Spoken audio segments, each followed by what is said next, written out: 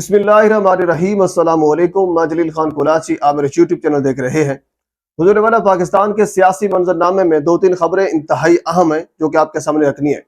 شروع ہم یہاں سے کرتے ہیں کہ سوشل میڈیا کے اوپر بڑی گہما گہمی ہے کہ پاکستان مسلم لیگ نون کی کوئی ٹکٹس لینے والا نہیں ہے۔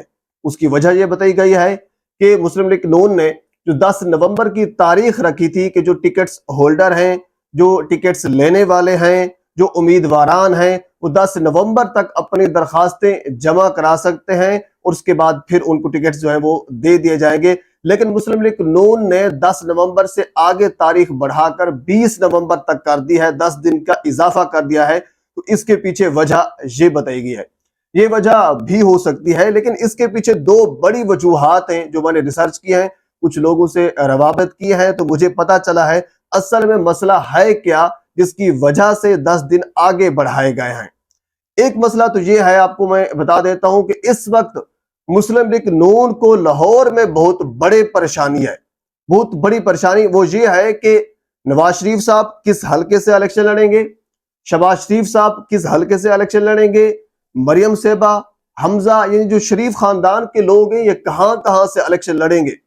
اور اس وقت مسلم لیگ نون 1% بھی یہ رسک نہیں لینا چاہتی۔ وہ کہتے ہیں کہ ایک ایسا حلقہ جس کے 500% چانسز ہوں کہ نواز شریف صاحب یہاں سے جیت جائیں گے، وہاں سے الیکشن لڑانا چاہیے، اور ایسا حلقہ ان کو کہیں مل بھی نہیں رہا۔ لاہور تو دور کی بات ہے، پورے پنجاب میں، پورے پاکستان میں ایسا حلقہ ان کو نہیں مل رہا۔ اب اس حوالے سے مسلم لیگ خاصی پریشان ہے، حالانکہ انہوں نے بے شمار سرویز بھی کروائے ہیں، بے شمار کہہ لیجئے کہ وہ رپورٹس ان کے پاس موجود ہیں، اس میں واضح اکثریت کے ساتھ تحریک انصاف آگے ہے۔ اب کہاں سے نواز شریف صاحب الیکشن لڑیں گے، مریم صاحبہ کہاں سے لڑے گی، تو یہ ساری جو ہے اس حوالے سے بہت بڑی پریشانی بنی ہوئی ہے۔ تو یہ وجہ ایک تھی۔ اب اس کے آگے ایک اور بڑی وجہ وہ بھی آپ کے سامنے میں رکھ دیتا ہوں۔ دوسری وجہ یہ ہے، حالانکہ مسلم لیگ نون کی جانب سے یہ بتایا گیا ہے کہ دھند ہے اور اس طرف جزوی لاک ڈاؤن ہے، تو اسی وجہ سے ہم نے 10 دن آگے بڑھائے ہیں۔ یہ بالکل کوئی وجہ نہیں ہے۔ اصل وجہ دوسری یہ بھی ہے کہ اس وقت جو سیٹ ایڈجسٹمنٹ کا مسئلہ ہے وہ چل رہا ہے۔ متحدہ کا جو ایک کنوینر صاحب آئے تھے یا باقی لوگ سارے آئے تھے، جو ایک وفد آیا تھا ماڈل ٹاؤن میں، آپ نے دیکھا ہوگا کہ ان کے ساتھ کچھ باتیں ہوئیں، کچھ الائنس ہوا، یعنی الائنس ابھی کرنے ہیں، باپ کے ساتھ کرنے جا رہے ہیں۔ حالانکہ یہی مریم کہا کرتی تھی، آپ کو یاد ہوگا کہ باپ کا جو باپ ہے ہمیں وہ معلوم ہے۔ بالکل آپ کو معلوم تو ہے، اسی وجہ سے نواز شریف صاحب جو ہے وہ بلوچستان کا دورہ کر رہے ہیں، تاکہ باپ کے کہنے کے باپ کے کہنے کے اوپر وہ باپ سے ملنے جا رہے ہیں۔ تو پرویز خٹک صاحب کے بندے کو کہاں سے ایڈجسٹ کرنا ہے، جہانگیر ترین خان کا بندہ کہاں سے ایڈجسٹ ہوگا، جیشوئی کا بندہ کہاں سے ایڈجسٹ ہوگا۔ یعنی انہوں نے یہ سمجھا کہ اب مثال کے طور پر یہ کسی بندے کو یہ ٹکٹس دے دیتے، اس کے بعد ان کو سیٹ ایڈجسٹمنٹ کرنا پڑی، تو پھر اس سے ٹکٹس لے کر کسی دوسرے بندے کو ٹکٹ دینا انتہائی غیر مناسب ہوگا۔ تو اس چیز کو ملحوظ خاطر رکھتے ہوئے انہوں نے یہ فیصلہ کیا ہے کہ ہم 10 دن آگے بڑھا دیتے ہیں، تاکہ جو الائنس ہے وہ بھی ہمارے ہو جائے اور جو سیٹ ایڈجسٹمنٹ ہے وہ بھی ہماری ہو جائے، اور اس کے بعد پھر ہم الیکشن کی جانب جائیں گے۔ حالانکہ آپ کو یاد ہوگا رانا ثناء اللہ کا یہ بیان ہے، انہوں نے شہزاد اقبال کے پروگرام میں یہ کہا تھا کہ ہم کسی ایسی جماعت کے ساتھ الائنس نہیں کریں گے جو اس موجودہ حکومت یعنی عمران خان کی حکومت میں رہی ہے۔ تو متحدہ جو MQM ہے وہ تو رہی ہے، آپ نے ان کے ساتھ بھی الحاق کر لیا ہے، تو آپ باقی کے ساتھ بھی الحاق کریں گے، یہ کوئی بڑی بات نہیں ہے۔ اگر ان کے اوپر ہم بیٹھ جائیں بیانات کے اوپر، تو یہ بہت بڑی فہرست ہے جس کو ہم میرے خیال میں پائے تکمیل تک نہیں پہنچا سکیں گے۔ ہم آگے جاتے ہیں، اور اگلی خبر انتہائی اہم ترین ہے اور انتہائی چونکا دینے والی خبر ہے۔ وہ خبر یہ ہے کہ اس وقت ایک بڑے انٹرویو کی تیاری ہے، اور اس انٹرویو میں عمران خان کی جو پرسنل معاملات ہیں وہ ڈسکس کیے جائیں گے، ان کے جو گھریلو چیزیں ہیں وہ ڈسکس کیے جائیں گی۔ کیونکہ آپ کو میں پچھلی بارہا ویڈیوز میں کافی عرصہ پہلے یہ بتا چکا ہوں کہ خاور ملیکہ صاحب جو ہیں وہ گرفتار ہیں، اس وقت تحویل میں ہیں، اور ان کا انٹرویو مبینہ طور پر ریکارڈ بھی ہو چکا ہے۔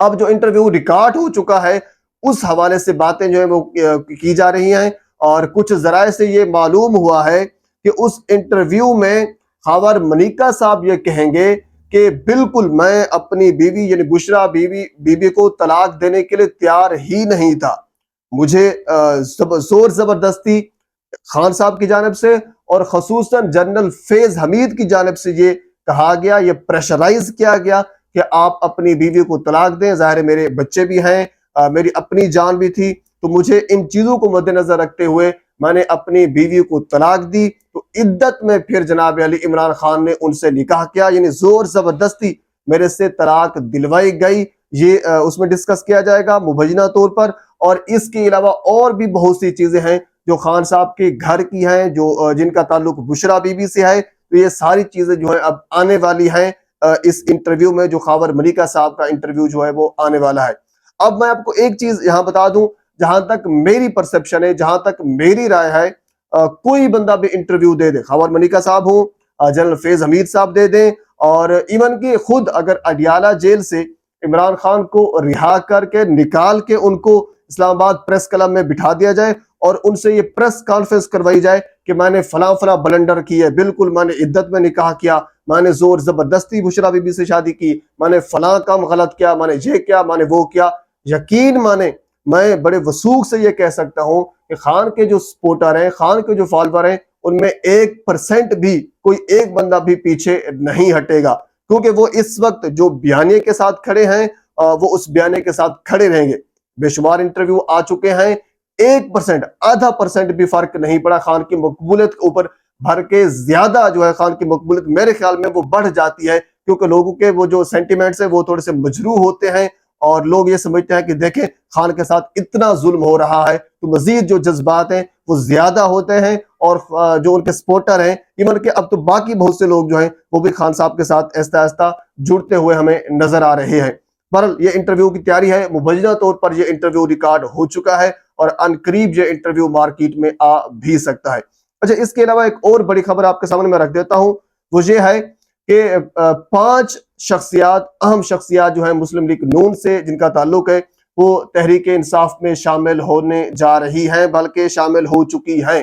وہ کہتے ہیں کہ میں خان صاحب کے پاس گیا اور میں نے کہا کہ یہ 5 شخصیات پاکستان تحریک انصاف میں شامل ہونا چاہتی ہیں. تو خان صاحب نے کہا کہ آپ ان 4 کو رکھ لیں لیکن ہم اس کو نہیں رکھیں گے. تو سوال یہاں یہ ہے، خبر یہاں یہ ہے کہ ایک طرف مسلم لیگ نون کو بندے نہیں مل رہے، وہ اپنی ڈیٹس آگے کر رہے ہیں، وہ سیٹ ایڈجسٹمنٹ کی تیاری کر رہے ہیں، وہ الائنس بنا رہے ہیں کہ تاکہ کسی حوالے سے ہم الیکشن جیت سکیں، ہم الیکشن میں مقابلہ کر سکیں. جبکہ دوسری طرف خان صاحب جو اس وقت جیل میں بیٹھے ہیں، ان کے ساتھ لوگ ملنے کے لیے تیار ہیں، ان کی پارٹی میں لوگ شامل ہونے کے لیے تیار ہیں، اس کے باوجود بھی وہ اپنی مرضی کے فیصلے کر رہا ہے کہ نہیں ہم اس کو رکھیں گے، ہم اس کو اپنی پارٹی میں نہیں رکھیں گے، کیونکہ اس کو پتا ہے کہ مقبولیت اس وقت خان صاحب کی ہے، جیت اس وقت پاکستان تحریک انصاف کی ہے. تو اس حوالے سے وہ ڈٹا ہوا ہے. بہرحال یہ پاکستان کے سیاسی منظرنامے میں اب تک کی اپڈیٹ ہے، اور مزید اور بھی بہت سی خبریں ہیں اگلی ویڈیو میں آپ کے ساتھ میں ضرور شیئر کروں گا. ایک مرتبہ پھر آپ سے گزارش ہے میرے چینل کو سبسکرائب کر دیں تاکہ آنے والی ہر انفارمیٹیو ویڈیو آپ تک پہنچ سکے. اللہ حافظ.